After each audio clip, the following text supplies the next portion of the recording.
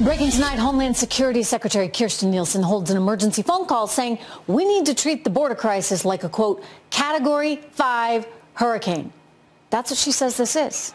More agents right now making their way towards our southern border as I speak, all to help with this surge of migrants heading north to our country. As border apprehensions start to break 100,000, imagine that, 100,000 per month. Joining me right now, Counselor to the President, Kellyanne Conway. So great to see you again, Kellyanne. Good to have you back on the show. Thank you, Trish. All right. You guys say this is a crisis. Tell me why it is. There's no question. And we even have President Obama's former Homeland Security, Jay Johnson, referring it to as a crisis. We've heard ICE agents who are completely non-political have worked as career folks, not political appointees, saying they've never seen a crisis like this. And whether you use the terminology or not, you can't deny the numbers. We are seeing historic trends, 76,000 migrants presenting themselves at the border, over 100,000 apprehensions last month, 4,000 in one day alone. And we could be on track for 1 million in a year if you keep pace with that. But apart from that, just think of what Customs and Border Patrol is doing, what they're asking for. They're asking for more resources, more personnel, better physical security at the border.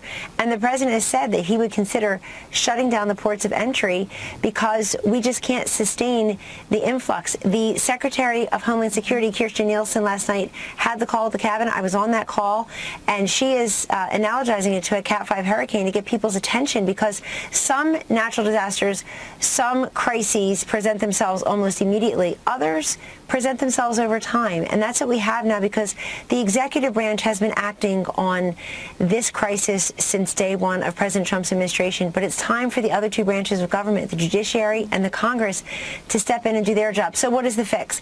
Let's get Congress to fix a couple of loopholes.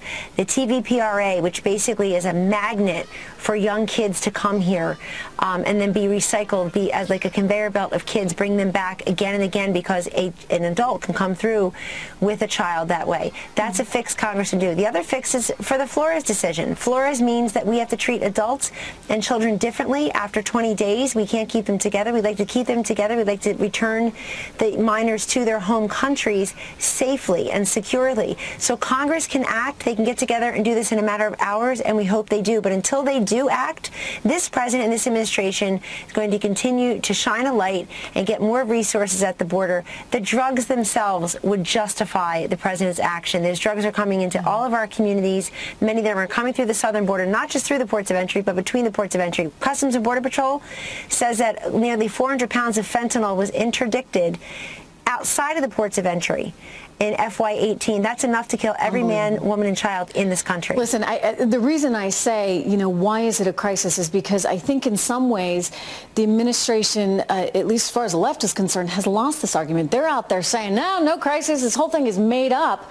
But there's a humanitarian aspect to this that I think a lot of people are missing. Walk us through that because there are a lot of kids, there are a lot of women that are really, in some ways, being sacrificed as a result of, some lousy planning, frankly, on behalf of us. Well, I also think they're being lied to by these coyotes, certainly, who take their life savings and promise them a peaceful rite of passage, a journey northward, and that trek is dangerous, and there is no guarantee at the end of the trek. And so we don't want them to be lied to. Also, the president's been very clear that he'll cut off funding to Northern Triangle countries if they don't start helping us to inform their citizenry. Because he has also women that. Are sexually assaulted and the kids are used. And by the way, one thing I've been arguing for, let's start showing what happens to those kids who are released into the interior of the U.S. The idea, Trish, that all these kids who are released into the interior because the law compels us to do so just go into the Disney World or the playground of the U.S. is folly. Some of them are sex trafficked. Some of them die on the journey. Some of them, yes, are joined with family members or sponsors, but that's not true of all of them, and you know that. If you really care about kids at the border, you wouldn't just let them come in here, and you wouldn't let them have that dangerous trek where DHS says they're making 70 medical calls a day. And by the way, they'll say you're being inhumane for saying such a thing, but I hear you, and it's a lot of unintended consequences. They're being blind and also cushy. Let me ask you this. The president keeps saying he's going to shut the border. If we don't have the adequate resources to police this, then he is willing, he says, to shut it down.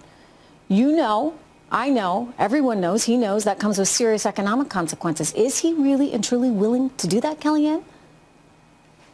The president himself yesterday said, Trish, that he's more interested in safety and security than trade right now. Okay. And he believes that the safety and security of the American people, our sovereignty, is a better argument than the rising cost of avocados. At the same time, which I see more and more people mentioning as an unintended consequence of shutting down the border. Mm-hmm. I get it, everybody. I get it. But let's talk about the more serious issue here of the drugs pouring over the border, the sex trafficking, the MS-13 gangs. And then, of course, just as you say, it's not just a security crisis. It is a humanitarian crisis. Fortunately, more of the mainstream media outlets in print and on TV are playing the footage and showing people a fuller story, Trish, of what exactly happens when you present at the border, when you're trying to come under holes in the fencing, for example. These are not good conditions. We want people to come here legally, be one of the 33 million immigrants who have come here legally. We're the most generous nation in the world to immigrants, and we will continue to be. Listen, but also, you know what? And I just want to get one thing out of the way. Consequence, but we're trying to mitigate that. There's an opportunity here. There's an opportunity for this president to really engage in meaningful immigration reform and bring the right people here, people who want to work, that's what he wants who to want to be Americans. And that's an opportunity. I frankly, Kellyanne, I think the left is a little intimidated by in that. the Trump economy. We have the jobs available in the Trump economy. Look, we need to fill those jobs. So people need to come here legally and safely. Yeah. This is not a safe journey. Let me get to some other news of the day. Joe Biden obviously making some headlines here from some situations, in some cases months ago or years ago. What do you make of the Joe Biden news? Well, this is a party I see they're talking about where do we draw the line. It's just his physical way. I have two words for them, Brett Kavanaugh. That man's nomination was derailed, and they wanted to destroy him as an individual, his family, his reputation, his career, anything they can get their hands on to prevent him from taking a United States Supreme Court seat to being confirmed by the Senate. And if you go back and you play tape, and you had all those other people saying, but that's not the Brett I know, just as they're saying, that's not the Joe Biden I know, that's not the, I mean, there was no evidence. There was a woman's testimony from 34 years earlier, and none of that was ever proven. Brett Kavanaugh, fortunately, the good guys won, but not before so much reputational damage was trying to be inflicted, destroy him, destroy his reputation. The other thing is that Joe Biden, at his age, he's somebody who was affectionate, I guess, in hugging and maybe kissing and sniffing people's hair, which is weird. For years, long before the Me Too movement said you practically can't, shake a woman's hand without asking her permission first.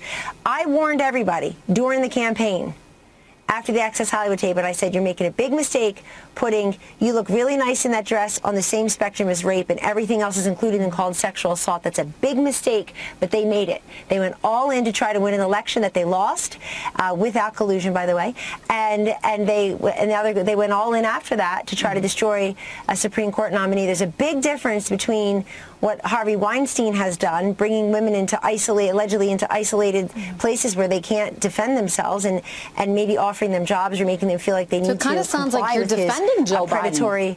It sounds like, maybe you don't like the moves, but... Huh? No. I'm the one who came out on Sunday on your network and said, if you type in Creepy Joe videos, you come up with a treasure trove. So I'll say it again, and people have done it since.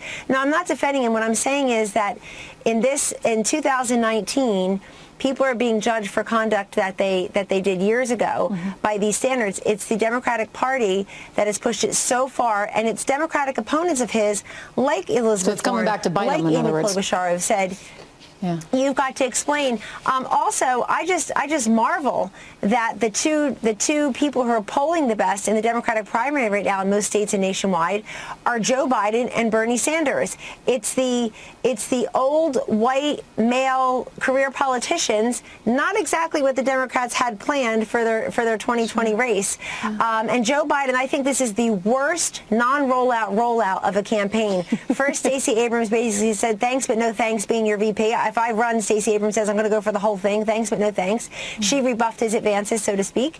And then Joe Biden has just all these people coming forward saying, that is a pattern of conduct, and it's kind of weird. Nancy well, Pelosi it seems like, I guess they kind of want to extended stiff arms. Take them down. So I'm not defending, but I am bemused that people who went whole hog are now saying, where's the line? Where do we stop? Isn't there a difference when it's somebody of their own party who they think can beat Donald Trump for president even though he can't? Really quick, we just got this news crossing right now, just breaking. The Democrats, boy, they just don't want to give this president a break. They're now asking for 6 years of President Trump's tax returns from the IRS. Are they going to get it? Well, they're harming the country. This is not oversight. This is overreach.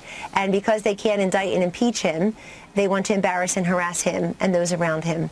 And America sees it for what it is. The Mueller investigation will have been seen as the definitive, deliberative, full, fair, thorough investigation, not just into collusion, but into all the different chutes and ladders where it eventually went. So anything now in the Congress will be seen through a partisan lens by many Americans. They will say, I'm sorry, we spent $30 million and 22 months investigating everything.